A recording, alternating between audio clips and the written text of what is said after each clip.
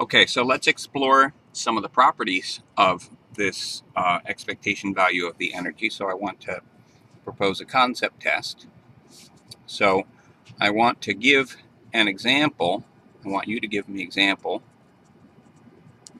for where the different members in this sum over nearest neighbors, where the members of the sum are different for different nearest neighbors. So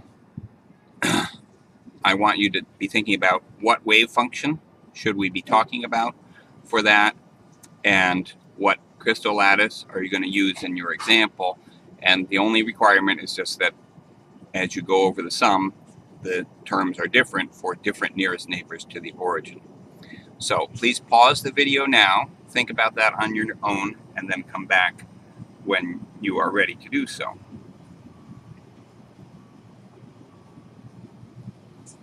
So the example that I would like to consider is, let's just think about a cubic lattice where these are the lattice points. And for the atomic wave functions, let's think about the px orbitals. So we can think about, let's say here is the px orbital centered on this lattice point. This is the lobe that has a positive mathematical sign. This is the lobe that has a negative mathematical sign. And then here's a nearest neighbor here that has its px orbital with the minus and the plus. And up here, we've got another nearest neighbor that has its px orbital with the minus and the plus. And so I think it's pretty clear that when you consider this nearest neighbor, the one where I've drawn the orbitals in blue, when you evaluate this integral, you're going to get a very different result because you've got a different kind of overlap between the orbitals here, as opposed to this nearest neighbor where the overlap would have a very different nature from it. So for one thing, the lobes that are overlapping here would have opposite signs, whereas the lobes that are overlapping for this nearest neighbor have the same sign. Okay. So maybe one lesson that we can learn from this example is that for the members of the sum to be different for different nearest neighbors, ordinarily you have to have a situation where either the nearest neighbors are at different distances, which usually that's not going to be the case. So sort of by the definition of nearest neighbors, they're all at the same distance, or more likely you have to have a non-spherically symmetric atomic wave function that you're using. So we are going to consider a special case that will make our lives a little bit easier and give us additional insights.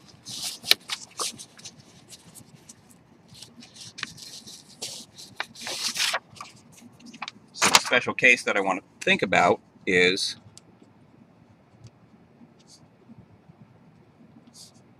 so-called S-bands. These are states derived from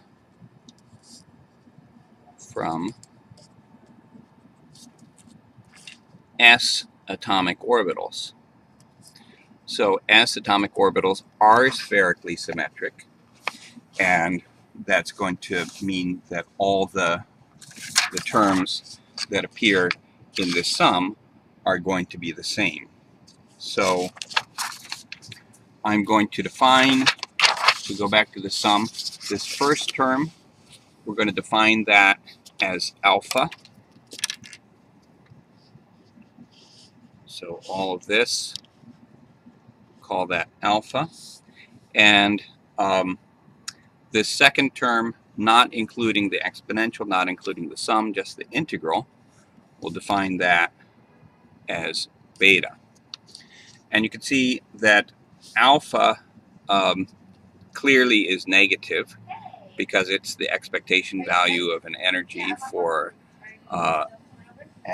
an electron that's in this atomic state phi, even though this is not the atomic Hamiltonian, it just adds additional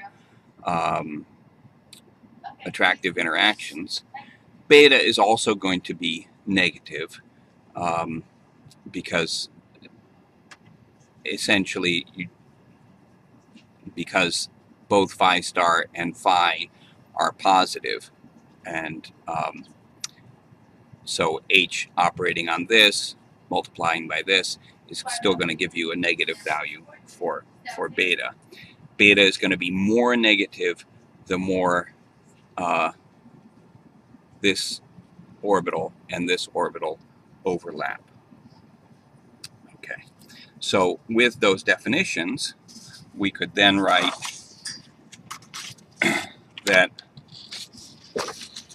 in general, so as long as beta has the same value for all the nearest neighbors, which will be the case if we're talking about spherically symmetric atomic orbitals, I can write that the expectation value for the energy in the Huckel approximation with the tight binding wave function is just going to be equal to alpha plus beta times, we still have to put in all this part, the sum on nearest neighbors of e to the minus I k dot tj. Okay, so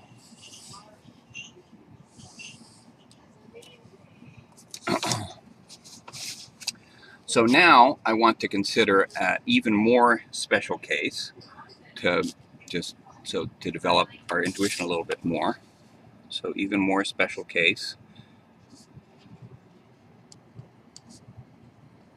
of a cubic, simple cubic lattice.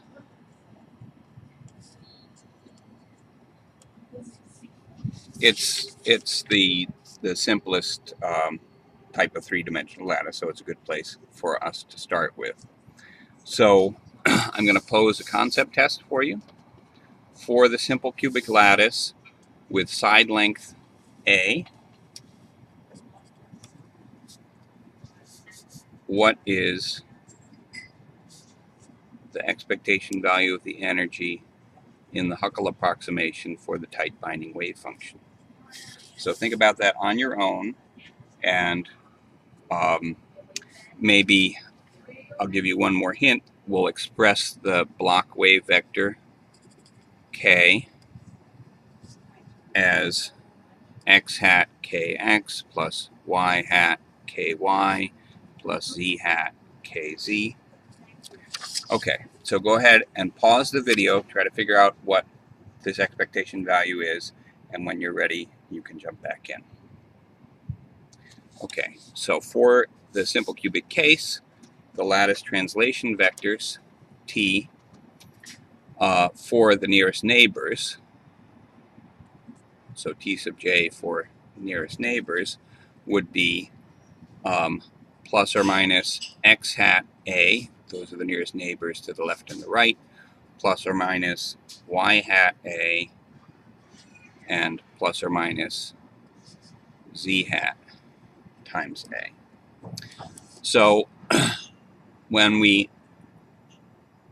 take, let's say, the plus or minus x hat a, plug it in here and take the dot product with k, it's just going to pull out the kx component. And I'm going to have the summation over both the plus a and the minus a in this exponent. So I'm going to get that the expectation value of E in the Huckel approximation with tight binding is equal to alpha plus beta times, let's just do the x ones by hand and we'll see the pattern, e to the minus I, so I'll do the plus x hat a first, kx a, plus e for the minus I, for the minus x hat a, it would be e to the plus I kx a. When I combine those two, this is cosine minus I sine, this is cosine plus I sine, so I get 2 cosine kxa.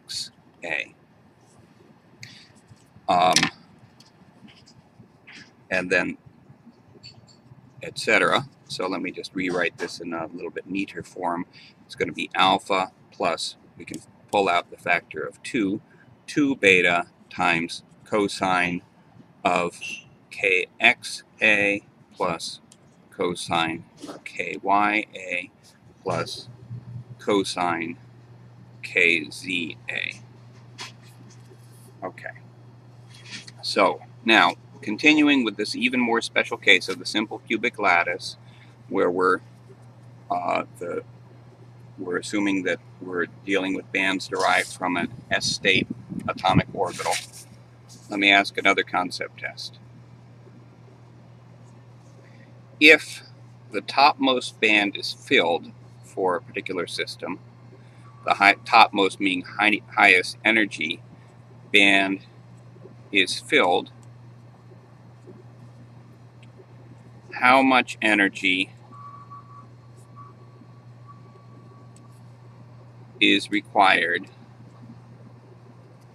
to remove one electron from the crystal?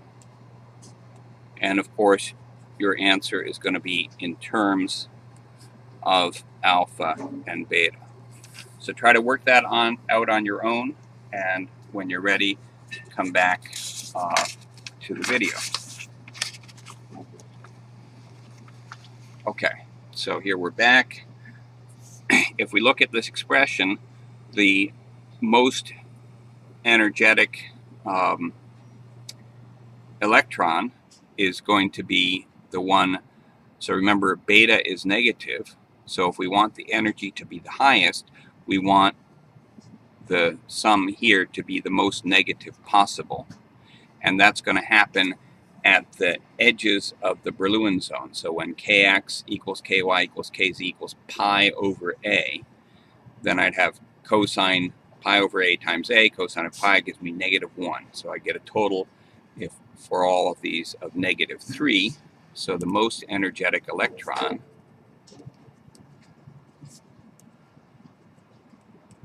has expectation value of energy equal to alpha minus 6 beta. The electron that is fully separated from the crystal has energy equals 0, because we're defining the potential energy to be 0 at infinite separation. So this should be some negative energy. We have to add that amount of energy in, so we must add